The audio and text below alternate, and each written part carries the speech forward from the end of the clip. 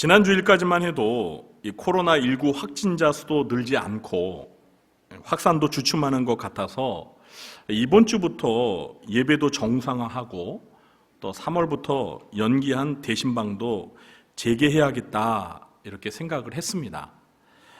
그런데 지난 목요일에 대구에서 신천지 교인들을 중심으로 확진자가 대거 발생하여 어제 하루 동안만 229명이 증가하면서 사태가 악화됨에 따라 이런 생각들이 모두 산산조각이 나버리고 말았습니다.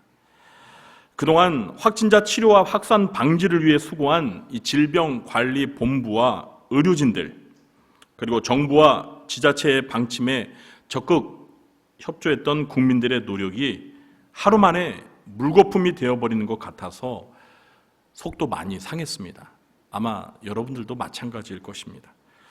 자, 그러나 이렇게 나라가 위기 상황인 때일수록 우리 그리스도인들은 세상의 소음과 빛답게 우리가 각자 서 있는 자리에서 모범을 보이며 선한 영향을 끼칠 수 있어야 합니다.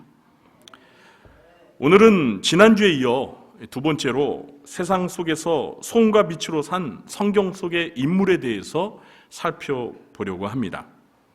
오늘 살펴볼 인물은 구약 성경 창세기에 나오는 요셉입니다. 누구라고요? 네, 요셉입니다.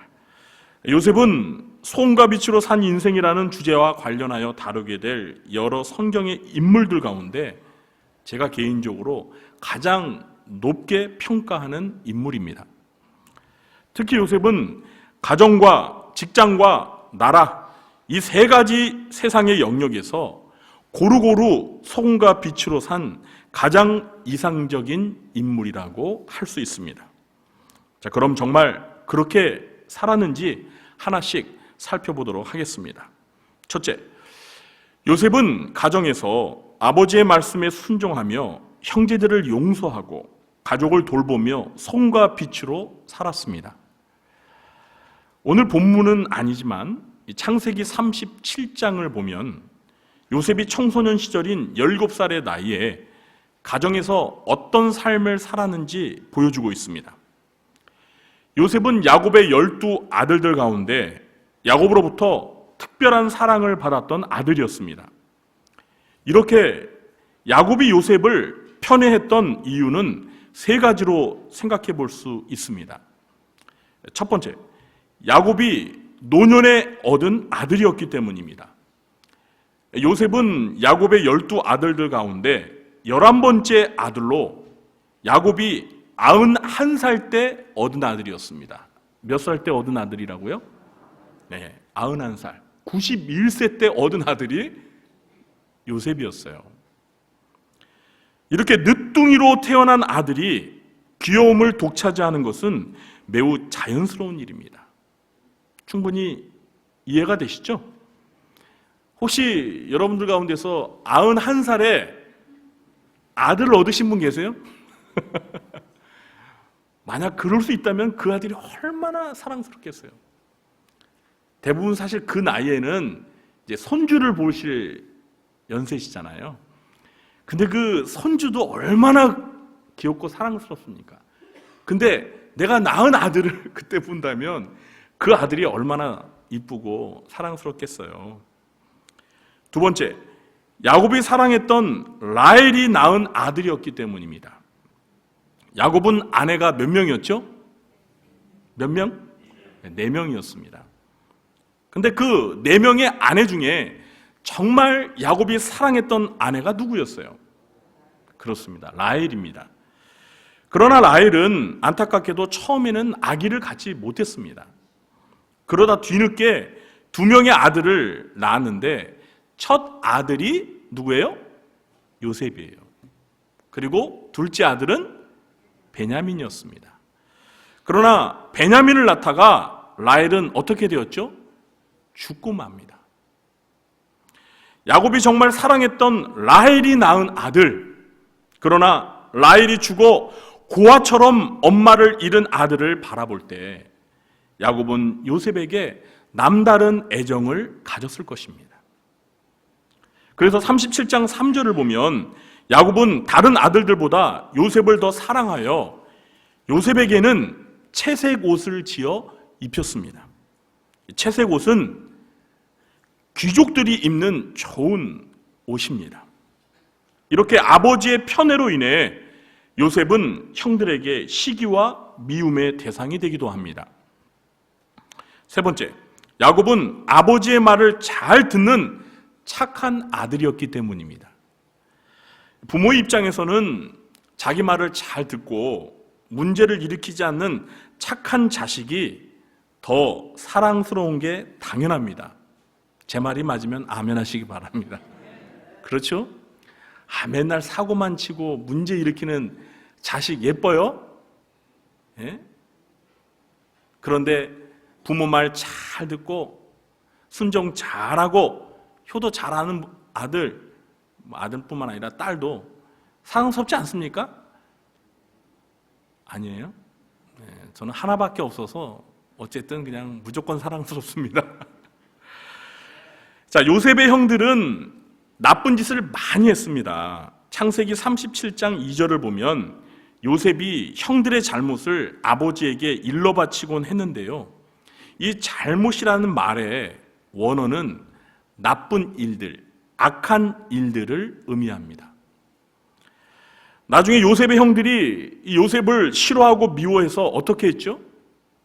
요셉을 죽이려고 하다가 결국에는 미디안 상인들에게 팔고서는 아버지에게는 뭐라고 했어요? 들짐승에 물려 죽었다고 거짓말을 했습니다. 자, 이런 걸 보면은요, 요셉의 형들이 얼마나 문제가 많았는지를 짐작할 수 있습니다. 여러분, 물론 배달은 형제이긴 하지만 아무리 아버지가 편애한다고 해도 또 자기들의 잘못을 아버지에게 일러 바친다고 하더라도 어떻게 자기 형제를 죽이려고 합니까? 여러분, 그러실 수 있어요? 그리고 은 20을 받고 상인들한테 팔았어요. 그래가지고 요셉이 애굽의 노예로 팔려갔단 말이에요. 어떻게 형제들 사이에 이런 일이 있냐고요. 이런 걸 보면 그 요셉의 형들, 그 인성, 그 댐데미를 짐작할 수 있죠. 그래서 요셉이 아버지께 형들의 그 악한 짓을 일러 바친 거예요. 그걸 꼭 나쁘게 볼 필요는 없을 것 같아요. 형들이 그렇게 나쁜 짓을 하고 악한 짓을 하니까 이 모범생인 요셉의 입장에서는 어찌하든지 아버지께 말씀드려서 형들이 혼나서 그 나쁜 버릇을 고치게 해야 한다고 생각할 수도 있어요. 자, 반면에 요셉은 아버지의 심부름도 잘하고 속을 썩이지 않는 착한 자식이었습니다. 물론 요셉도 형들의 잘못을 아버지에게 일러 바치고 자기 형들과 부모마저 자기에게 엎드려 절한다는 그 꿈 내용을 2번씩이나 자랑하듯이 형들에게 말한 것은 결코 잘했다고 할 수는 없습니다. 성경이 보여주는 이 청소년 시절에 가정에서 요셉의 모습을 정리해 보면 요셉은 아버지의 말씀에 잘 순종하는 효자였고 바른 생활을 하는 착한 아들이었습니다. 하지만 남을 배려하는 마음이 부족한 자기 중심적인 성격의 소유자였다고 볼 수 있습니다. 자, 그러나 17살이라는 나이를 고려할 때 아직은 인격이 완성되지 않았고 또 사춘기에 접어든 이 청소년인 요셉이 부모님의 말씀에 잘 순종하고 형들처럼 나쁜 짓을 하지 않았다는 것은 그 나이의 수준에서는 소금과 빛다운 삶을 살았다고 말할 수 있을 것입니다. 우리가 청소년 시절을 가리켜서 뭐라고 부르죠? 반항의 시기, 방황의 시기, 질풍노도의 시기라고 하지 않습니까?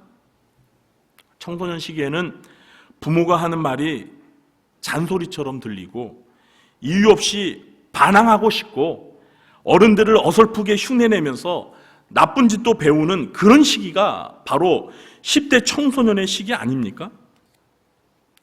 이렇게 충동적으로 일탈된 행동을 하고 싶은 불안한 청소년기에 가정에서 아버지의 말씀을 거역하지 않고 악한 짓도 하지 않고 모범적으로 성장했다면 요셉은 분명 가정에서 소금과 빛된 삶을 살았다고 할 수 있을 것입니다. 더구나 요셉이 애굽의 총리가 되어서 자기를 죽이려다 애굽의 노예로 팔았던 형들을 상봉하게 되었을 때 요셉은 어떻게 했습니까? 형들에게 복수하지 않고 과거의 모든 잘못을 용서한 것을 보면 요셉의 인격이 얼마나 훌륭한지를 알 수가 있습니다. 요셉은 눈에는 눈, 이에는 이라는 말처럼 보복을 하지 않고 오히려 악을 선으로 갚았던 훌륭한 인격과 신앙을 갖춘 하나님의 사람이었습니다. 그리고 애굽의 총리가 되어 사회적으로 출세하고 성공했을 때 아버지 야곱과 형제들을 포함한 모든 가족들이 흉년으로 고생하자 어떻게 했죠? 다 애굽으로 이주시켜서 가족을 책임지고 돌보았습니다. 어떤 자녀들은 출세하고 성공한 후에 부모의 은혜도 모르고 형제의 어려움도 외면한 채 오직 자기 배만 불리려 합니다. 그런 사람을 가정의 소금과 빛이라고 할 수는 없습니다.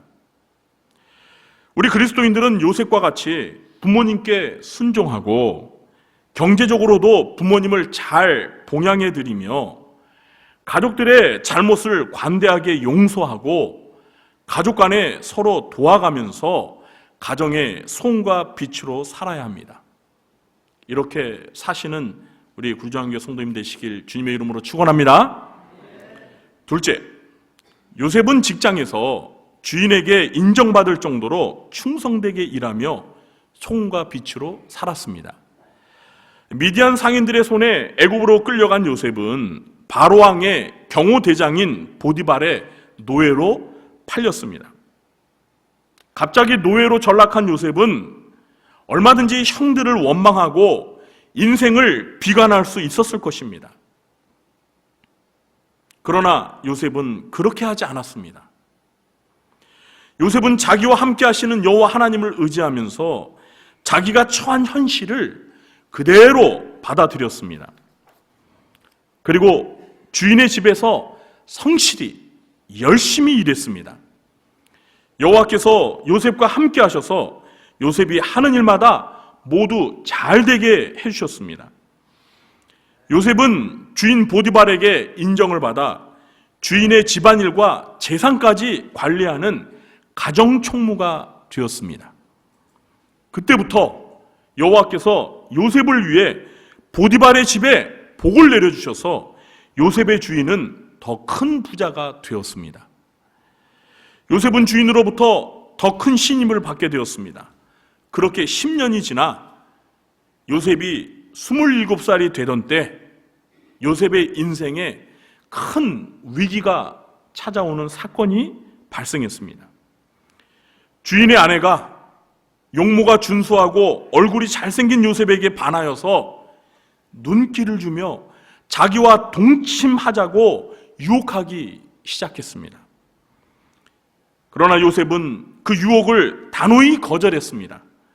그것은 주인과 하나님께 큰 죄를 짓는 것이었기 때문입니다. 그럼에도 계속되는 끈질긴 유혹을 거절하자 보디발의 아내는 앙심을 품고 요셉이 자기를 강제로 추행하려고 했다며 자기 남편에게 거짓 모함을 하게 됩니다. 결국 요셉은 어떻게 되었습니까? 강간 미수범으로 몰려 억울하게 감옥살이를 하게 되었습니다. 그러나 요셉은 자기의 억울함을 변호하려고 하지 않았습니다.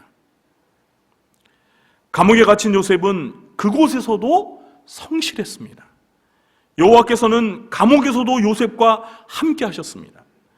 감옥에서도 한결같이 성실했던 요셉은 간수장에게 인정을 받아 감옥의 재반 사무를 처리하는 감옥의 총무가 되었습니다. 요셉은 이렇게 어디를 가든지 무슨 일을 하든지 항상 열심히 최선을 다했고 여호와께서는 그런 요셉과 함께 계셔서 요셉이 하는 일마다 모두 잘 되게 해주셨습니다. 오늘날로 말하자면 요셉은 그가 일하는 직장에서 사명감을 가지고 맡은 임무를 성실히 감당하여 좋은 성과를 내므로 직장의 발전에 긍정적인 기여를 한 사람이라고 할 수 있습니다. 이런 요셉이야말로 모든 직장에서 필요로 하고 선호하는 직장인이라고 할 수 있습니다. 자, 이런 직장인은 분명 그 직장에서 소금과 빛과 같은 존재입니다. 여러분, 여러분의 직장에 만일 이 요셉과 같은 직원이 들어오면은요, 망해가는 직장도 다시 회생할 수 있습니다. 여러분 믿으십니까? 정말이에요. 요셉 한 사람으로 인해서 그 보디발 장군의 집에 하나님이 복을 내리셔가지고 보디발이 큰 거부가 되는 거예요. 이런 요셉과 같은 인물이 우리 직장에 있다면 우리 직장이 망하겠어요? 아니면 흥하겠어요? 흥하는 거예요. 흥하는 거예요. 저는 이번 코로나19 사태를 보면서 이 중국 우한을 떠나지 않고 그 위험한 곳에서 목숨을 내걸고 확진자 치료를 위해 수고하는 그 의료진들을 보면서 우리 한국 사람은 아니지만 물론 우리나라 지금 의료진도 수고를 많이 해요. 그러나 그 우한이랑 여기는 또 다르잖아요. 여러분, 그분들이 의료진이 아니라면요 아마 그분들도 우한을 벗어나고 싶었을 거예요. 그런데 사람의 생명을 책임지는 의료진이니까 정말 사명감을 가지고 거기 남아서 그 환자들을 돌보는 거잖아요. 여러분도 보셨을지 모르겠지만 그 우한의 간호사가 이렇게 마스크를 벗었는데 그냥 여기에 마스크 자국이 그대로 이렇게 남아있는 거예요. 얼마나 그 마스크를 쓰고 환자들을 돌봤으면 마스크를 모처럼 벗었는데 여기 그냥 뭐 도장 찍듯이 마스크 자국이 이렇게 있더라고요. 보셨어요? 그거 보는데 진짜 마음이 짠하더라고요. 여러분, 그런 사람이 직장의 소금과 빛이에요. 여러분 믿으십니까? 특히 요셉은 자신의 성공을 이루기 위해서 도덕적으로 비난받을 만한 불의한 일을 저지르지 않았습니다. 요셉은 높은 윤리의식을 가지고 있었습니다. 여러분, 그 주인의 아내가 요셉을 막 유혹할 때 한 번만 그 요구를 들어주면 요셉의 앞길은 창창할 수도 있었어요. 안 그러겠습니까? 딱 한 번만, 두 번도 아니고 딱 한 번만 들어줘도 그 주인의 아내가 요셉한테 얼마나 잘해줬겠어요. 아무도 없었고 단 둘이 집에 있었는데 그 잠깐만 한번 어울려주면 앞길이 창창할 수 있었어요. 근데 요셉은 그 유혹을 거절했어요. 27살에 피 끓는 젊은이에요. 그런데 그걸 거절했어요. 여러분, 고대 사회에 이 장군의 아내들은 다 미인이에요. 다 미인입니다. 못생긴 여자가 유혹하면 뭐 그건 넘어가지도 않지만 정말 편한 미모의 여인이 와서 그냥 막 유혹하면 그거 뿌리치기 쉽지 않아요. 그런데 요셉은 하나님 앞에서 그 주인 앞에서 큰 죄를 범한다고 하면서 그걸 뿌리쳤어요.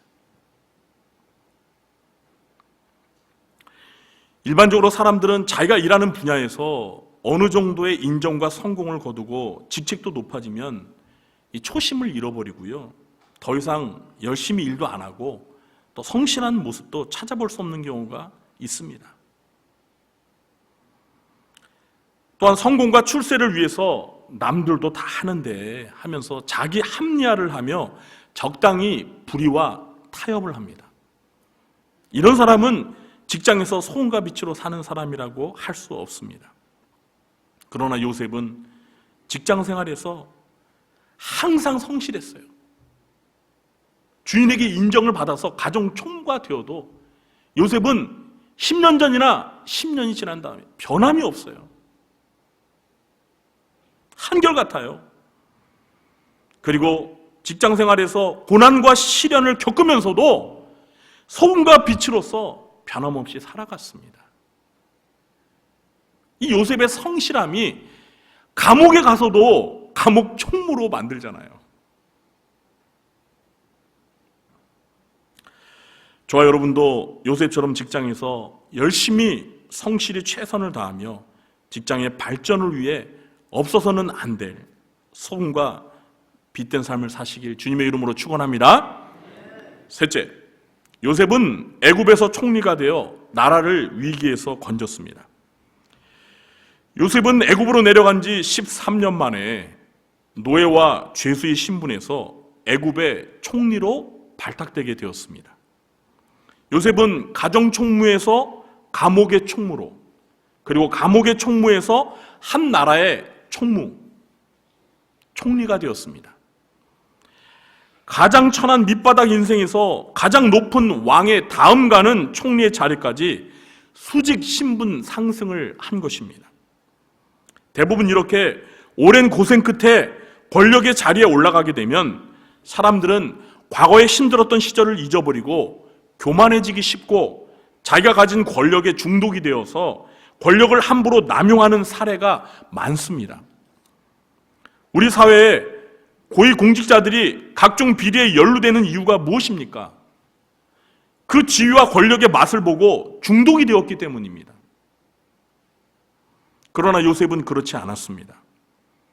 만일 여러분이 요셉이라면 총리가 되자마자 가장 먼저 무슨 일을 하셨을 것 같습니까? 네? 제가 요셉이라면요, 제가 애굽의 총리가 되자마자 저를 강간 미수범으로 누명을 씌웠던 그 옛 주인 보디발의 아내를 당장 잡아다가 감옥에 쳐 넣겠습니다. 여러분 그런 생각 안 해보셨어요? 저는 성경 읽을 때 그런 생각을 해요. 야, 내가 만약 이렇게 요셉처럼 이렇게 억울하게 종살이를 하다가 내가 애굽의 총리가 되었어. 이제 자기가 모셨던 그 보디발 장군도 자기 밑에 있는 사람이에요. 근데 자기를 모함해서 감옥 가게 만든 그 주인의 아내, 가만 놔두겠어요? 아마 그 주인의 아내가 요셉이 애굽의 총리가 되었다는 소식을 듣고 어떻게 했어요? 잠을 자지 못했을 거예요. 큰일 났다. 이제 난 죽었다. 그러나 성경을 보면 요셉이 그렇게 보복했다는 이야기가 있어요, 없어요? 없습니다. 요셉은 자기가 한때 주인으로 모셨던 그 보디발의 가정을 파괴하고 싶지 않았던 것입니다.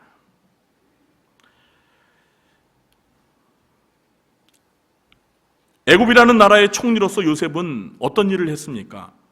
잘 아시다시피 요셉은 바로왕의 꿈을 해몽하여 애굽 땅에 있을 7년 동안의 풍년과 7년 동안의 흉년에 대비하는 국가 정책을 제시하여 단숨에 애굽의 총리로 발탁되게 되었습니다. 총리가 된 후에 정말 요셉의 해몽대로 애굽 땅에 7년 풍년이 있자 수확한 곡물을 저장하여서 7년 흉년에 대비하게끔 했습니다.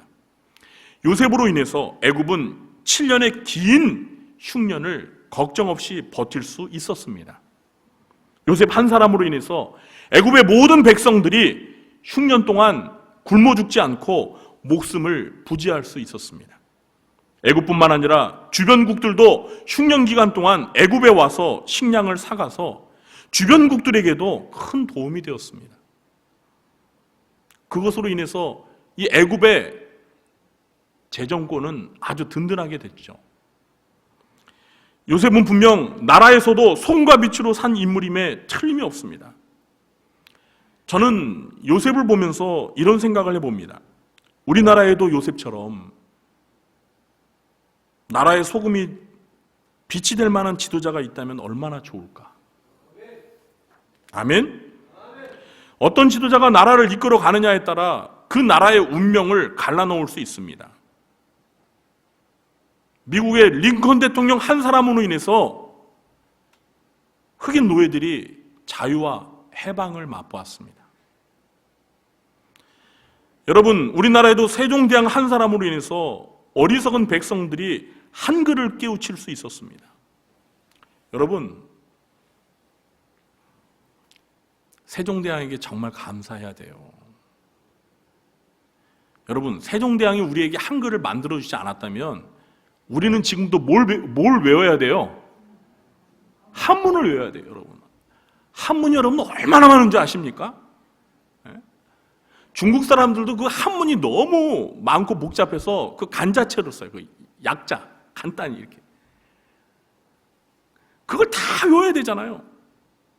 근데 우리나라 참 세종대왕이 그냥 이 기억니은 이 알파벳만 그것만 알면 뭐든지 다 표현이 가능하잖아요. 할렐루야. 이런 훌륭한 임금이 있어서 한자를 못 쓰는 그 백성들이 나라글을 가지게 되었고 자기의 생각과 자기의 마음을 글자로 쉽게 표현할 수 있는 거예요. 저 여러분도 마찬가지죠, 지금.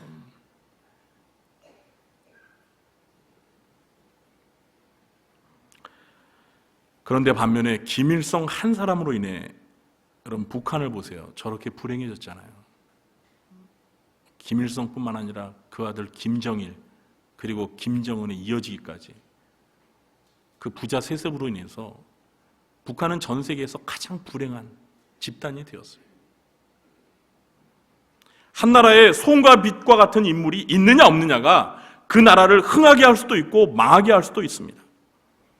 우리 천만 기독교 신자들이 요셉처럼 우리나라의 소금과 빛이 될 수 있다면 우리나라의 미래는 매우 밝게 될 것입니다. 우리는 지난 며칠 동안 이 나라의 암적인 존재와 같은 이단 집단으로 인해서 나라 전체가 혼란에 빠지게 된 것을 직접 목격하지 않았습니까? 여러분, 이게 뭐예요 도대체? 네? 그 이단 집단으로 인해서 지금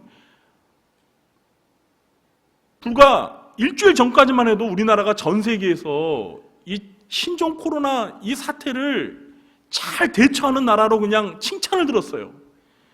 근데 그 단 하루 만에 그들로 인해서 지금 우리나라가 이렇게 위험한 상황에 직면했잖아요. 이건 소금과 빛이 아니에요. 이건 암적인 존재예요.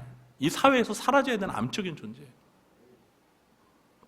사랑하는 성도 여러분, 이렇게 나라가 어려운 때 우리 한 사람 한 사람이 요셉처럼 가정과 직장과 우리나라 가운데서 진정한 소금과 빛이 되는 것은 매우 중요합니다. 우리가 이 세상에서 소금과 빛이 되면 우리나라가 어떤 위기에 처해도 얼마든지 극복할 수 있습니다. 우리 구리정교회 성도님들부터 먼저 요셉처럼 소금과 빛이 되셔서 가정도 살리고 직장도 살리고 나라도 살리게 되시길 주님의 이름으로 축원합니다. 이제 말씀을 맺겠습니다. 오늘은 소금과 빛으로 산 두 번째 인물로 요셉에 대해서 살펴보았습니다. 요셉은 어릴 때부터 가정에서부터 소금과 빛으로 살았습니다. 요셉은 어릴 때부터 감당하기 힘든 고난과 시련을 겪으면서도 그가 일하는 직장에서 변함없이 한결같이 소금과 빛으로 열심히 성실히 일했습니다. 그리고 요셉은 그 고난의 긴 터널을 빠져나와 한 나라의 총리가 되어서도 교만하지 아니하고 변함없이 소금과 빛으로 살아서 한 나라를 위기로부터 구했습니다. 우리 모두 요셉처럼 어느 때보다 나라가 어려운 이때 소금과 빛이 되어서 나라를 위기로부터 구하는 그런 하나님의 사람들이 되시길 주님의 이름으로 축원합니다.